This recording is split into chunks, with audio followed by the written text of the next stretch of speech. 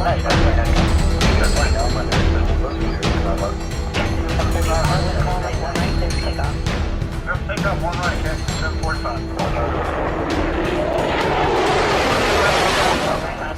welcome back to the Pilot Network podcast. I'm Matt, co-host of the show, and we've got a really fun guest for you today. We've got Ty Manegold, president and co-founder of Roam Fitness, who's really doing something that we haven't seen too often before, in building essentially fitness clubs in the airport terminals.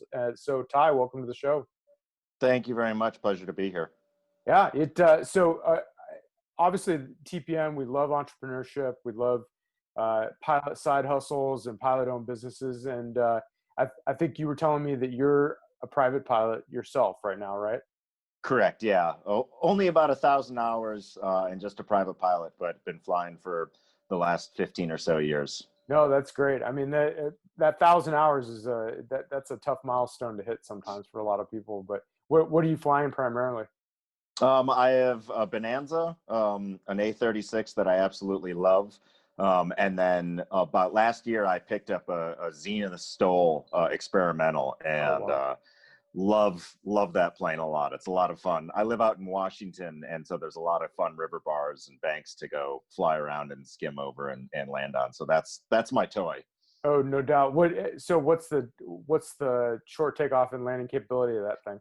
Oh God, I just put a new Whirlwind ground adjustable prop on it. So I'm after about 90 feet, I'm off the ground. Oh, wow. That's awesome. And then what size sandbar can you land on? I mean, anything that's 200 feet is more than adequate. I mean, usually it only takes, especially with the rough terrain, like maybe you're stopped in 50 feet normally. So it's a lot of fun. It's got slats on it. And it climbs like no other. Granted, the trade-off is I think I do maybe 60 miles an hour cruise, so it's it's not a fast plane by any means. Right. It's a fun airplane, but it's not going to get you cross country very quickly. Yeah. It really is a go-kart with wings. That's awesome. That's a lot of fun. So I've been flying the Icon a little bit over the last couple of years, the Icon A5, and that's how I always describe that as a jet ski with wings. So that's what it's always looked like. I've never been in one, but I always see them around here, and they certainly look like fun. That's for sure. Oh yeah, there's no question about that. Well, we brought you on the show because we were really interested in what you were doing with Roam Fitness, and just hoping you'd tell us a little bit about what your vision is there and what you guys are building and how it came to be. Absolutely. So the company that I co-founded is Roam, and our goal of it was to create a healthy outlet in the airport. Briefly summarize, Roam is a brand of post-security airport gyms and health clubs, and that is an all-inclusive, all-incorporated service facility. So you show up, our gyms are 1,000 square feet, 1,500 square feet. We have a clothing rental program set up through Lululemon. So you come on up and for $25, you can get in through the day pass, and that includes your clothing rental. We have a whole lineup of techno gym cardio equipment, strength training. There's a yoga section to it, and then private bathroom showers to get refreshed. And then on top of that, we have some other healthy food and beverage stuff that we provide. But the main goal of it was to provide a change to the status quo of deep fried food and overpriced alcohol. There's a time and place for that, and I've been there as well. But when you're traveling, 2-3 days a week, that gets old really fast, and our healthy lifestyle that most of us are trying to maintain is the first thing to get cut when time's crunched, and the airport just seemed like a perfect environment for it. So we've got one location in Baltimore Airport right now, a second one coming to SFO once COVID kind of settles down a little bit and there's a path going forward. But our goal is to create a whole network of these facilities where your membership or your day passes work at all of them, and then it's tied into your your health insurance plan, or your company provides this for you, or it's part of your loyalty plan. And we're catering not just to passengers, but also airport employees and certainly flight crews. Yeah, that was going to be my first question is what kind of customers have you seen so far at the Baltimore location primarily? Are you seeing mostly business travelers, or are you seeing a mixture of aircrew also that are passing through the airport, maybe showing up on airport standby or something to that effect? The whole gamut. I would, from a unique user perspective, about 90% of our members, and we call anyone who has a day pass a member, are passengers. The other 10 to 15% are both airport employees, other concessionaires, but mainly flight crews. Both flight attendants and pilots are coming on in and using it. From a visit perspective, I would say it's 50% or so, 50% of our visits are actually employees. Oh, wow. So if I'm correct in when I heard you before, so you have clothing and shoe rentals as part of your day pass.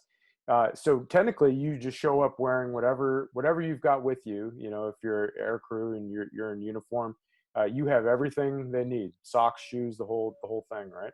Yep, absolutely. Show up in your uniform with your flight bags. And we've got lockers for them. They're all power enabled, so you can charge all of your devices while you work out. And in about 2 minutes from checking in, you can be, on a treadmill in all of our gear, or stretching out, or just showering, however you want to use it. Wow. Yeah. So that's something that you don't really, at least I've been in a lot of airports over the last couple of years, and it's definitely something that I haven't seen before. I mean, you start to see the massage chairs and all those sorts of services pop up, and obviously shoe shine. But this is something that it seems like if you have a couple of hours on a layover, or you're showing up or commuting to work or something like that, it could be very valuable. I know some of the hotels are doing the thing where you can rent shoes and that sort of thing, but I haven't seen it to where you can rent the whole 9 yards. Everything you would need to get on the treadmill and get a workout in. So with that, I guess my biggest question is, we often see restaurants and bars and news shops and newsstands and those sorts of things. But what kind of regulatory process goes into creating a gym inside of an airport? What's that battle been like? Yeah, I mean, that's our biggest challenge, right? Running a gym itself is relatively easy, and there's a lot of experienced professionals out there who know exactly how to do that. My co-founder and I were not gym managers, and we weren't airport concessionaires prior to doing this, albeit we're certainly end users of both of those Right. services and locations. Once you've been to one airport, you've been to one airport when it comes to operations management. And I'm sure, as a lot of your listeners as flight crews will also can identify that with getting through security. Everyone does it differently, and every airport has their own system and layout for it. So that is our first challenge, is convincing an airport that they shouldn't put in another Starbucks, another burrito joint. There's just diminishing returns on the 11th one that they put in. But that's all they know how to do, and that's all they've seen before. So our first challenge has always been, our first customer is the airport. We need to let them know this is a service that's wanted, that it's valuable, that it serves the greater good, and that money and revenue is really not the only metric they should be measuring. Once we're in through that door, whether it's through a public RFP, a request for proposals, or it's a direct lease with a prime developer like Westfield or Parodies, for example, those are kind of some prominent ones out there. Then we have to go through the whole construction process. If that airport is union based, then we have to work with all of their setup. So once again, each airport is very different in how they operate. From a regulation standpoint, from a licensing and an insurance perspective, that's actually really straightforward. The airport usually has their own rules, so you adhere to that, and those are much higher than street standards. But otherwise, it's not like it's we're doing anything that's crazy or extreme that would require some enormous burden to overcome. We did learn early on that it was better to let the airport raise questions than for us to proactively try to solve all these. At one point in time, they were saying, "Oh, we want, bomb-proof lockers," and it was like, guys, we don't. That's not going to do us any good, and two, the concern that you're bringing up is, while valid, is no different than a public restroom stall being used. Right. Like there's all of these other things that are out there. So we've certainly had interesting questions posed to us, but at the end of the day, you address them and move forward. Sure. No, that's absolutely. I totally understand. So when let's walk through the experience of someone when they're just seeing Rome for the first time, literally passing by in the airport, and they've got a couple hours on a layover or something like that.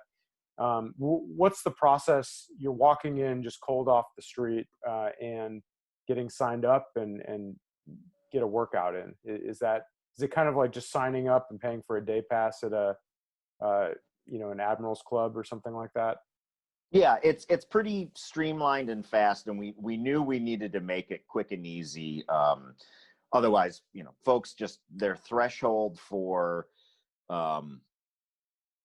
logistics for anything. I mean, our threshold in general is already pretty stretched and maxed out when we're in the airport, just having already gone through security and that whole process. So the customer journey usually starts with someone looking up and saying, "Holy crap, there's a gym in an airport. How does this work?" Or, "I've always wanted this." Or, "Damn you, you stole my idea." We get that one a lot. Yeah. But they come on up. There's a front desk, always someone there staffing that. And it's an open feel, right? So we've got frosted glass on the outside, so you can see in, but you don't feel like you're in a fish tank with everyone watching you while you work out. Sure. But we didn't want it to be this, reveal a secret door behind a panel that, only 5 people can find because they know how to, press the secret button. Right. You come on up. We have just an iPad set up on the front. It's actually just linked right to our website, where there's a portal. You enter your name, your address, your credit card, and you can sign up for whatever service you want right there, whether it's a day pass. For flight crews, we offer discounts for them as well. We have corporate accounts. So for $12 a month, you can have unlimited access if you're part of our flight crew setup. And if you're already set up, you just show you have a little QRC on your phone, and we'll scan it, and boop, you pop right in. We'll schedule a shower for you at that point in time, so we've got the logistics of that taken care of. And we'll hand out the rental gear, whether that you just want the shirt or you want the full 9 yards. And like I said, within about 2 minutes from walking up to the front desk, depends how long it takes you to change. Sure, yeah. But you could be on a treadmill, 2 minutes later. It's really fast. No, that's great. It's a really good idea, and it's something I've, if I have a 4-hour layover at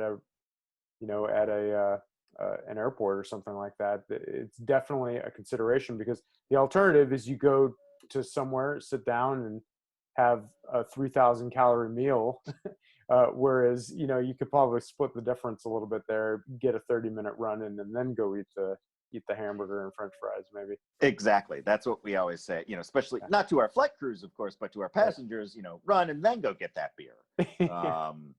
But absolutely, it's just a healthier way of utilizing that downtime. And I mean, clearly it's also just good for you, just being physically active. But as we all know, flying is stressful on the body, especially being a passenger in the back seat in economy. I mean, there's small seats. It's cramped. Working out prior and post flight is very good for your body and relieving jet lag symptoms. So it's there's a lot of added value. No, absolutely. And especially with TSA procedures and enhanced screening and all that sort of stuff, if you give yourself a couple hours prior, and there's something to do at the airport that is useful of your time. A lot of times, if I show up a little bit early, I'll go sit somewhere and work and eat a meal. But uh, the capability of having a workout, as a feasible option is a pretty good paradigm shift as well, I'd imagine. So obviously you're only in Baltimore right now, and you've got the SFO location planned in the future. What's kind of the bigger picture from there? Are you looking to expand to smaller airports or focus on the larger ones, or what's without giving away the secret sauce of your business plan, what's the 30,000 foot view, as it were? Yeah, we're always going after the big airports, of course, just from a passenger awareness standpoint and education standpoint. Being in the JFKs and Denvers and Minneapolises and Dallases of the world are going to be key to our success. But we don't want to limit it just to large airports. We recognize also the small puddle jumpers and the even more regional O&D airports are great for us as well, and there's certainly a need there. As you had mentioned, right, about what do I do with my time? If I knew that there was something productive, I might go early to the airport, and that's exactly what we're trying to do. So it really doesn't matter the size of the airport, because there's just so much volatility and unpredictability in TSA wait times, especially for passengers who don't have expedited known crew member access. Right. No, absolutely. Well, that's great. And a lot of people don't know that airports themselves are businesses, and they operate on a revenue model, and they lease out those spaces where the businesses inside of them operate, and there's a whole ecosystem and market for that whole thing. What's the biggest thing you've learned in this process of working with the airport authorities and those entities in general, as you're kind of looking at locations and setting things up, aside from what you mentioned before, they don't offer too much information and let them ask the questions? Yeah, you're absolutely right. Airports are businesses. They're quasi-government entities that are trying to be for profit, which is kind of already a contradiction in and of itself. Right.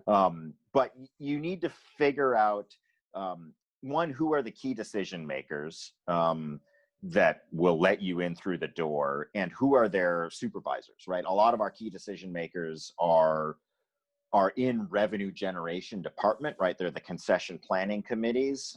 And so if your business model is not just about printing out cash, then you need to find their superiors, who, the people they're reporting to, and convince them. And usually that's the chief passenger experience officer or the sustainability officer.